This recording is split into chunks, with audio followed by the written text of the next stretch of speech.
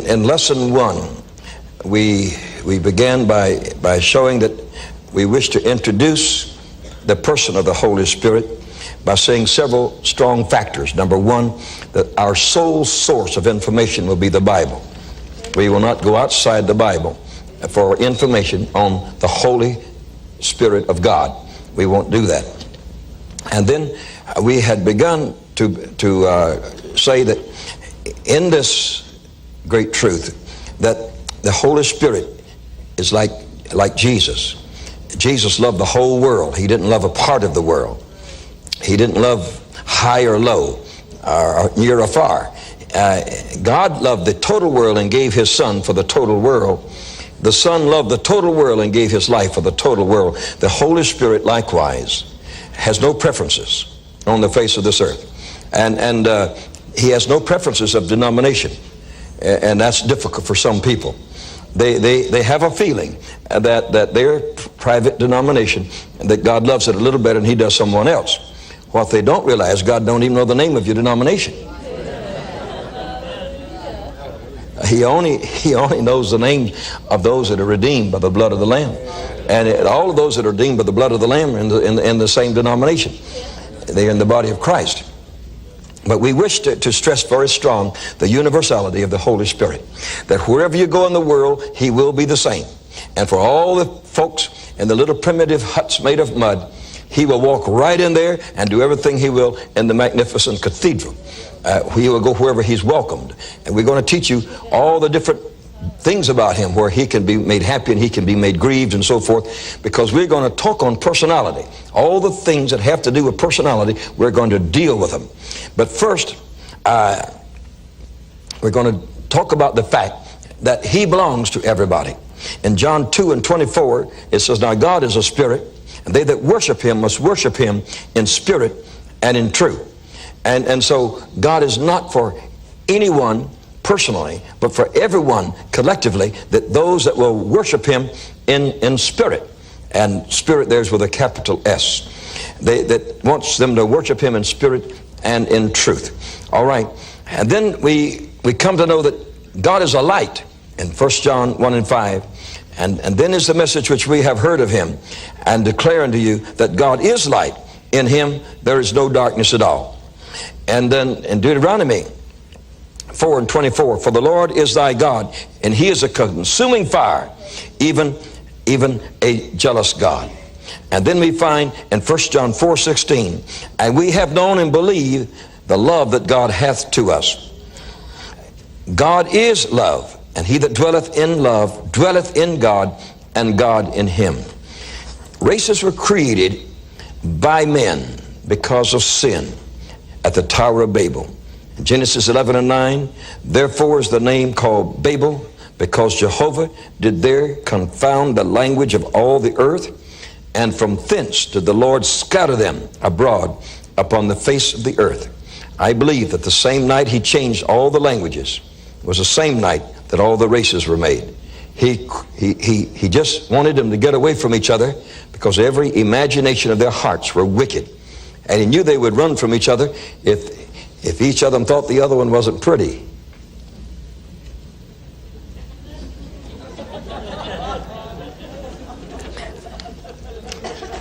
And if each one of them couldn't speak the other's language, he would be able to separate them. Sin is the big separator. It is the big separator. Every separation on the face of this earth has to do with sin. You know, it is the separator of the human race. And God is the one that brings us together. When we come together in love, when we come together in peace, when we come together in him, we come together strong. Can you say amen? All right, your point number 4, 1 Corinthians 2:12. "Now we have received not the spirit of the world, but the Spirit which is of God, that we might know the things that are freely given to us of God." To me, that was a very thrilling scripture. And this third person of the divine Trinity wanted to do something for us. Now we have received not the spirit of the world, but we have received the Spirit which is of God, that we might know the things that are freely given to us of God. Therefore, the third person of the divine Trinity, the Holy Spirit, or the Holy Ghost, is preparing the triumphant church of the Lord Jesus Christ to celebrate the ceremonies inaugurating the installation and the coronation of the King of Kings. I believe with all my heart that you're going to hear it all over the nation. People are going to start talking about the person of the Holy Spirit. We're going to release something here that's going to cause all the ministers around the country, you're going to, in the next 6 months, they'll all be talking in their various ways on television and so forth about it. And I believe it's time for us to get acquainted with Him, to get acquainted with the Holy Ghost, for us to know Him personally. And I want you to be good soil for the planting of this truth, that it will grow within you, and that you will reach out to take this truth on to others. We want to be ready for anything God wants to do. In your teaching syllabus, we are moving at this point into what is called Lesson 2 on page 9. And there again, we are now beginning to speak of the person of the Holy Spirit. You might write this down right below that. There are at least 160 listed actions of the Holy Spirit in the Old and the New Testament. For there to be so much evidence of Him, what a pity it is that we haven't penetrated Him in a greater measure than we have. It was our own Lord Jesus Christ who said, when He is come. I don't think He was mixing up truth there. When He is come, it was the divine revelation that called Him the Spirit of truth, that He is the Spirit of truth. That is a remarkable designation for Him. What if someone were to say to me, you are the Spirit of truth? I wouldn't accept it, of course, because it wouldn't be true. But it is true of Him, that He is the Spirit of truth. Now, you could take just that one truth and start moving into it, and God only knows where you would go. That you won't find truth except the Holy Spirit is there.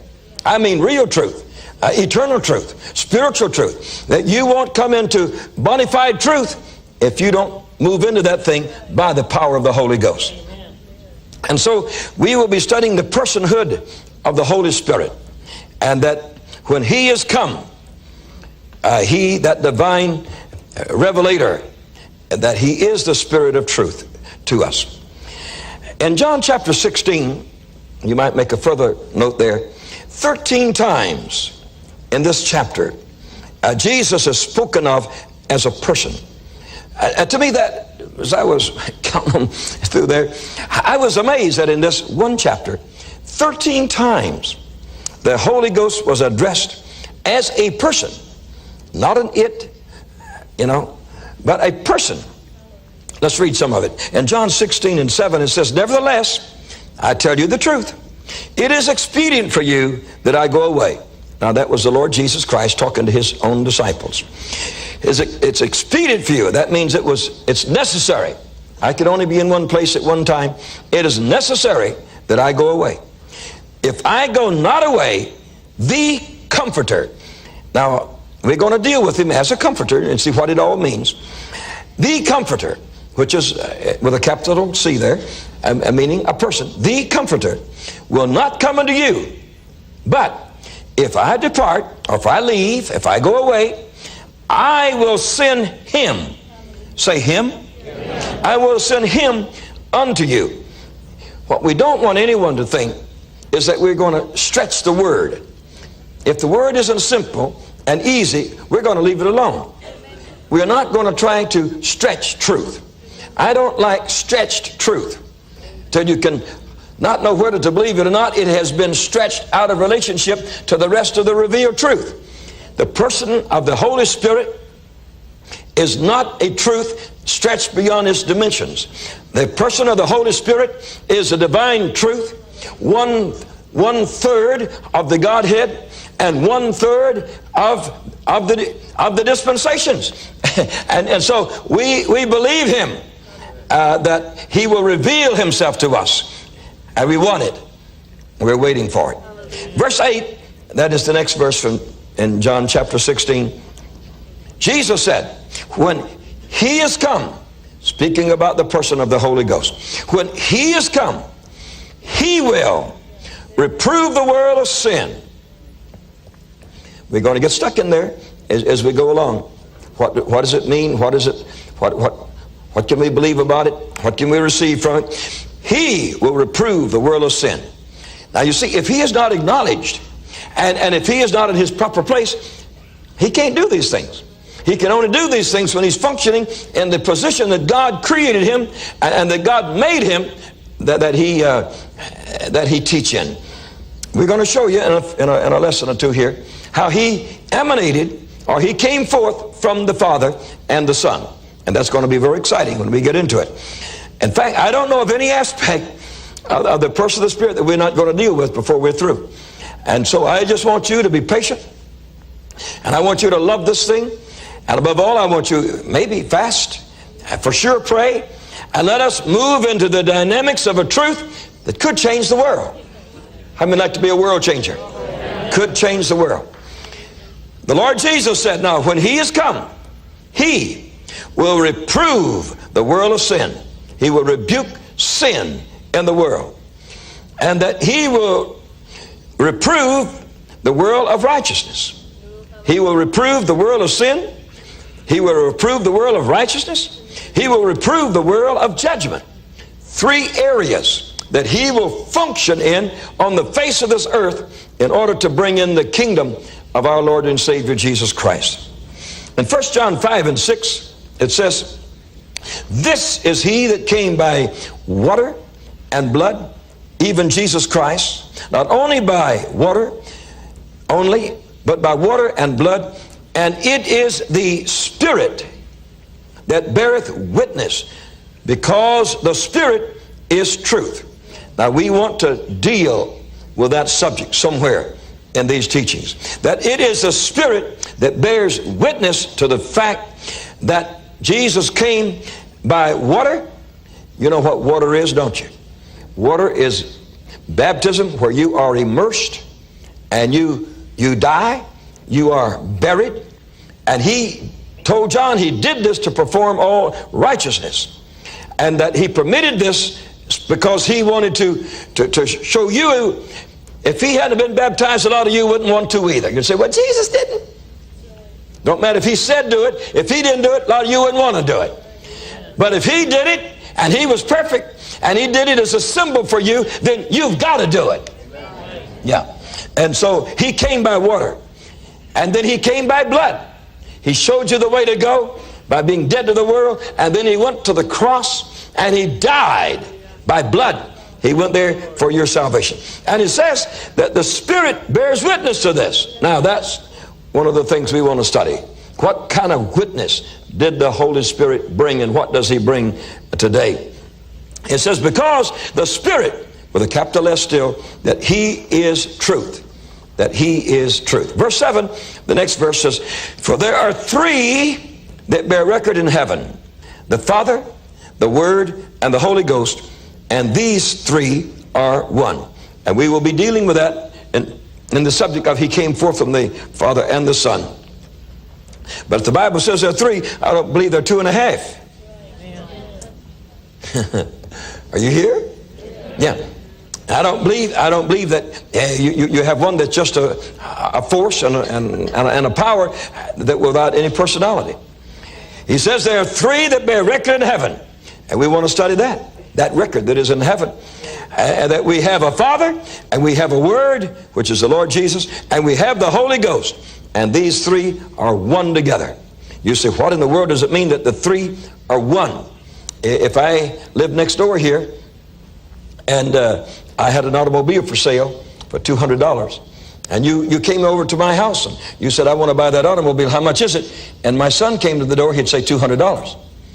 And if you went away and came back a few minutes later and you knocked on the door and said, you have an automobile for sale? Yes. But it was my wife that was at the door. And you said to her, how much you want for it? She'd say $200.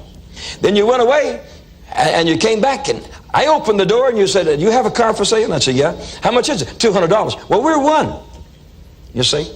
Now that's the way the Father, the Son, and the Holy Ghost are one. They move together, they plan together, they flow together, and you know how kids, you know how kids will say, listen, let's talk to Mama and get something on Daddy. You don't do that in heaven. Yeah, there's no cheating there. And you can't get around the persons of the Godhead and get one of them to go against the other. They're one. And whatever one of them says, the other one says it.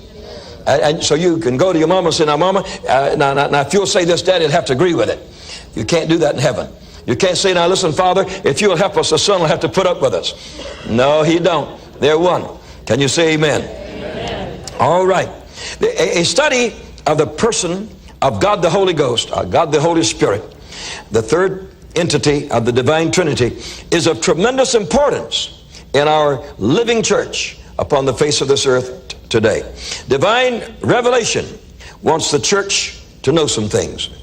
A, the Holy Spirit is not a blessing to receive. Now, let's be honest about it. In many instances, though they will say, yes, I believe in the person of the Holy Spirit, that they only realize him as a blessing. Bless us, Holy Spirit, bless us, Holy Spirit. And they actually reduce from a personality to a blessing. That we must not be content with. We do have the fruit of the Spirit. We do have the gifts of the Spirit. We do have the blessings that flow on us. But he is more than a blessing. And we must start recognizing the person of the Holy Spirit in a stronger manner. If Jesus told us to, there's nothing wrong with doing it. If Jesus told us to do it, there's nothing wrong with doing it. So the Holy Spirit is not just a blessing to receive. The Holy Spirit is not just an experience that you can have. Yes, I have received the Holy Ghost. Yes, I have received many blessings of the Holy Ghost. He is more than an experience in our lives. Most of us have received the infilling of the glorious power and anointing of the Holy Spirit. We've received it. Some of us have received even the gifts given by the Holy Spirit. But we wish to deal with our subject of a person and not just an experience. We thank God for the experiences, but we want to know him better than we've ever known him before.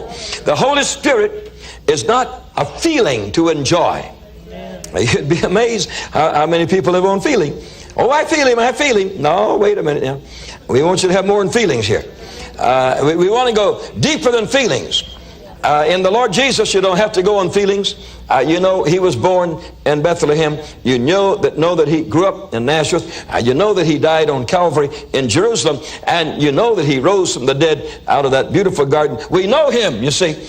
We're going to have to come to know the Holy Spirit likewise. And not with just a good feeling. Thank God for good feelings. But we want to know him, understand him. And I think it may be a little difficult. You know, if it was easy, more people would already be into it. And we are going to knock down barriers. I mean, we're going to push and push till barriers fall down. And we all have an understanding of him that we have never had before in our lives. And let me say again, I am excited. Glory be to God forever. You better believe it. The Holy Spirit is not just an influence, as many would have us to understand. The Holy Spirit is not neuter gender. The Holy Spirit is not a pronoun. He is a proper noun with a capital letter. And if you like, you can put all of the letters regarding him right in capitals if you want to. The Holy Spirit is not an impersonal pronoun. Rather, he is a person. He is a pronoun he. And we want to know it and know it and know it. He is a comforter, and you can feel him. He is a teacher, and you can listen to him. He is a guide, and you can follow him. In John chapter 15 and verse 26, you might want to make a special note or two here. In John 15 and 26, the Lord Jesus said, now when he is come, he shall not speak of himself. Now this is an attribute that we ought to give a lot of consideration to, and I hope that we will. And you can send up questions between lessons, between this night and our next lesson. You can write out questions if you wish on this subject. He shall not speak of himself. Well, that should be true of you and me. We are persons also. That the Holy Spirit will not come that he might project himself. He will come as a servant, and he will come to reveal, and he will, even the things he has heard in the sanctuary in heaven, he will come and tell us about them. And so Jesus said in John 15:26, he shall not speak of himself. When we hold all these things in mind, we're going to see what kind of person he is. In John 16 and verse 13, it says, he shall glorify me. And so he will glorify our Lord and Savior, Jesus Christ. And also in verse 14, the next verse, it says that he shall testify of me. Now, I want to see that kind of thing, come to pass. That in our meetings, the Holy Ghost will rise up and testify of Jesus. Yeah, I'm ready for it. And also we want him to glorify Jesus. To stand up before the world and to glorify the Son of God here on the face of this earth. When you look through the Word of God, he wasn't born, after Jesus went back to heaven. As we're going to be teaching you and showing you that in Genesis, he was there as a creator, and we're going to speak some on that, and that's going to excite you very much in the next lesson or two. And that you're going to find him all through the Word of God. I've written a number of things down here that you're going to find him doing in the different books of the Bible. Various, very remarkable things. In John 6:63, it says that we are quickened. That is an old English word that means life. Quickened means that you're not still, you're not dead. The quicken, the dead, means that you're living. That we will be made alive, by the Spirit. As in John 6:63, and also 1 Peter 3:18. In the book of Revelation, in Revelation 11:11, you'll want to make a note that he is addressed as the Spirit of life. That the Spirit of life. I'd like to penetrate that too. I'm only showing you where we're headed for is all. And I hope that you will, until our next lesson, we'll just be diving into it. That's Revelation 11:11. That he is the Spirit of life. Now it's with a capital S. Imagine a person being called the Spirit of life. That if there's life, it comes forth from the Spirit. In Zechariah 4:6, a very traditional verse of Scripture for most of us, it says, by my Spirit, saith the Lord of hosts. And then he says, not by might nor by power, but by my Spirit, saith the Lord of hosts. And so God the Father wasn't working on his own. He was working dual.